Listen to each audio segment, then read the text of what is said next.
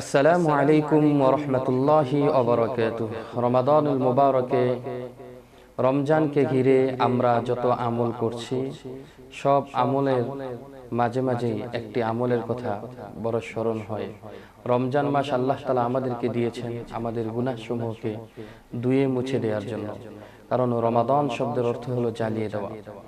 বান্দার গুনাহকে জ্বালিয়ে দেয় এই মাসের মধ্যে, বান্দা যাতে করে সুষ্ঠুভাবে আমল করতে পারে, সেজন্য আল্লাহ তাআলা বিতাড়িত শয়তানকে বন্দী করে রাখেন। তো সবাই খুঁজতে চায় যে এই মাসের মধ্যে কোন আমলটা সহজে করলে সহজে আল্লাহ তাআলার নৈকট্য পাওয়া যায়। আসলে ইস্তেগফারের তুলনা হয় না। হাদিসে বর্ণিত একটি ইস্তেগফারের কথা এসেছে, যা পড়লে কোনো ব্যক্তি যদি সন্ধ্যায় পড়ে তাহলে সে রাত্রে মারা গেলে সে জান্নাতবাসী হবে। সুবহানাল্লাহ।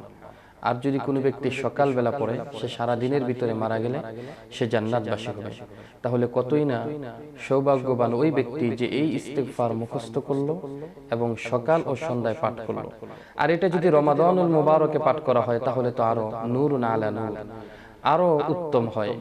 সেজন্য আমি প্রিয় দর্শকদের কাছে আবেদন রাখবো যে আমরা এই ইস্তেগফারটা পড়ব, যাকে আমরা সাইয়্যিদুল ইস্তেগফার বলি, অর্থাৎ সকল ইস্তেগফারের সর্দার। হাদিসের মধ্যে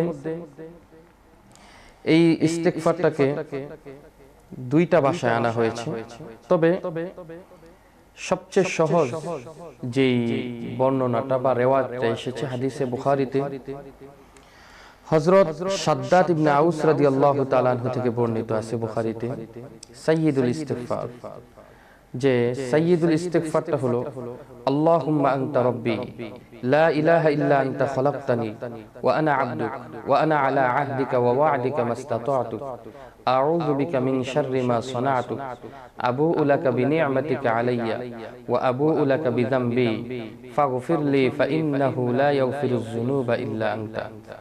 এটা খুবই সহজ, এর অর্থগুলো খুবই মাধুর্যপূর্ণ।